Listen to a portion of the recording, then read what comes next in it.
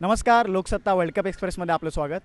भारताने विजयी सुरुवात झालेली आहे। पहिला सामना आपण जरी गमावलेला असला तरी दुसऱ्या सामन्यामध्ये आपल्याला यश मिळालं आहे आणि ते सुद्धा पाकिस्तान विरुद्धचं यश मिळालं आहे। यापुढचे देखील सगळे सामने आपल्याला जिंकणं तितकंच महत्त्वाचं आहे। नुसता पाकिस्तान विरुद्धचा सामना जिंकून स्पर्धेत पुढे जाण्यासाठी बाकीचे सामनेही जिंकणं महत्त्वाचं आहे। तर पुढचा सामना हा आपला बांगलादेश विरुद्ध होतो आणि त्यावरती आपण आज बोलणार आहोत। आपल्यासोबत आहेत लोकसत्ताचे वरिष्ठ पत्रकार प्रशांत केणी सर। नमस्कार सर। नमस्कार सर, पाकिस्तान विरुद्धचा सामना आपण जिंकला, मान्य आहे, अतिशय पारंपरिक प्रतिस्पर्धी, त्यामुळे सगळ्यांनी जल्लोष वगैरे साजरा केला आहे। पण पुढचा सामना देखील बांगलादेश विरुद्धच आहे। बांगलादेशला कमी लेखून चालणार नाही।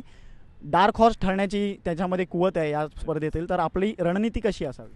आपण जर रणनीतीबाबत चर्चा केली तर आपल्याला सगळ्यात महत्त्वाचं बघावं लागेल की बांगलादेश विरुद्धचा इतिहास हा भारतासाठी अतिशय अनुकूल आहे। भारताविरुद्धचे आतापर्यंतचे जे बांगलादेशचे 4ही T20 सामने हे भारताने जिंकलेले आहेत बांगलादेश विरुद्धचे, तर ती गोष्ट अनुकूल आहे। पण जसं तू म्हणालास तसं बांगलादेशचा संघ हा डार्क हॉर्स नक्की ठरू शकतो, पण आपल्याला त्यांच्याशी सामना करताना काही गोष्टींकडे नक्की लक्ष वेधायला पाहिजे। त्या म्हणजे पहिली म्हणजे फलंदाजी आपण त्या दिवशी जिंकलो म्हणजे आपण सर्व काही छान आहे असं नाही।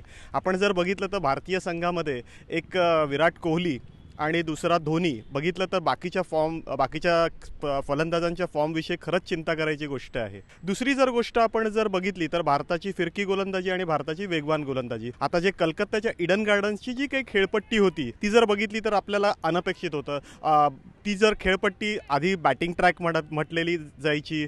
मी स्वतः सौरव गांगुलीशी मॅचच्या आदल्या दिवशी बोललो, तो स्वतःसुद्धा हेच म्हणाला की हा बॅटिंग ट्रॅक आहे आणि खूप चांगली हाय स्कोरिंग मॅच होईल, पण प्रत्यक्षात तसं घडलं नाही।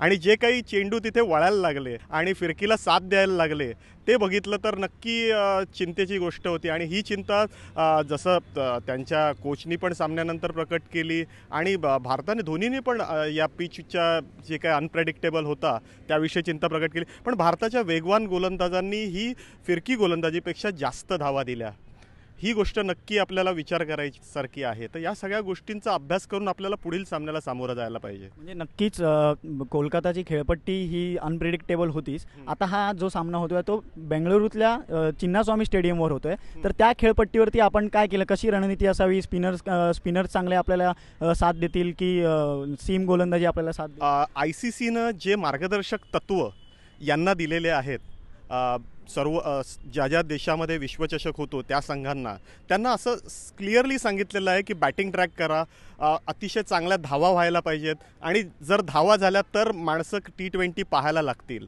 म्हणजे गोलंदाजांसाठी ती खूपच वाईट गोष्ट आहे।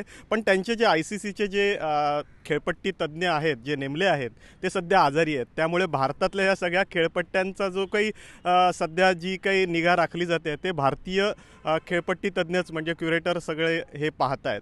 त्यामुळे कुठेतरी आता जसं ईडन गार्डनची खेळपट्टी ज्याविषयी आपण 2 दिवसापूर्वी बघितलं की त्याच खेळपट्टीवर बांगलादेश आणि पाकिस्तान खेळले, पाकिस्ताननं त्याच खेळपट्टीवर 200हून अधिक धावा काढल्या आणि त्याच खेळपट्टीवर नंतर 2 दिवसात चेंडू टर्न व्हायला लागले।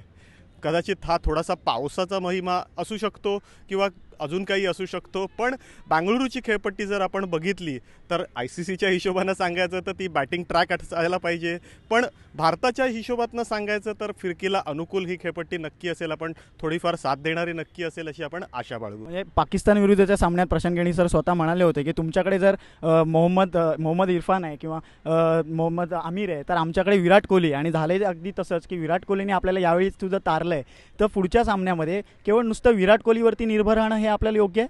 मी मगाशीच सांगितलं की भारताची फलंदाजी ही एक विराट कोहली, थोडाफार त्या दिवशी युवराज सिंग खेळला आणि उभं राहून त्याने जी काही साथ दिली ती, हे सगळं जर बघितलं तर सगळ्यांच्या फॉर्मविषयी चिंता आहे। इवन स्वतः सुरेश रैना, तर या सगळ्यांनी फलंदाजी अधिक चांगली करण्याची आवश्यकता आहे। रोहित शर्मा, त्याचं तर खरं ईडन गार्डनचे आवडतं मैदान होतं पण तिथे सुद्धा त्याला पुरेशी साथ लाभू शकली नाही। शिखर धवन आपण बघितलं तर एशिया कपमध्ये तो फॉर्म कुठे त्याचा हरवलेलाच होता, पण फायनलला अचानक तो गवसला। तर या सगळ्या गोष्टी आपल्याला विचार करून आपल्याला बॅटिंग लाईनअप व्यवस्थित करायला आवश्यकता आहे। आणि बांगलादेशच्या गोलंदाजी बाबतीत आपण बोलूया की त्यांची गोलंदाजी ही देखील तितकीच चांगली आहे। सध्या त्या 2 गोलंदाजांवरती थोडाफार शंका उपस्थित आणि पण ते खेळू शकत आहेत, पण तरीसुद्धा त्यांच्या गोलंदाजीला आपण तितकंच गांभीर्याने घेतलं पाहिजे। नक्कीच घेतलं पाहिजे। आपण बघितलं तर एशिया कप जो आशियामध्ये त्यांच्या बांगलादेशच्या मैदानावर झाला, तिथे त्यांची गोलंदाजी बघितली तर ती अप्रतिम होती. त्यामुळे त्यांच्या गोलंदाजीविषयी आपण हे करून चालणार नाही. त्यांच्याविषयी आपल्याला व्यवस्थित अभ्यास करूनच सामना करायला पाहिजे. नाणेफेक जर आपण जिंकलो, अतिशय म्हणजे हा नाणेफेकीचा कौल देखील तितकाच महत्त्वाचा असतो 2020 सारख्या सामन्यात. तर नाणेफेकीचा कौल आपण जिंकलो तर आपण काय घ्यावं, फलंदाजीला प्राधान्य द्यावं की क्षेत्ररक्षण?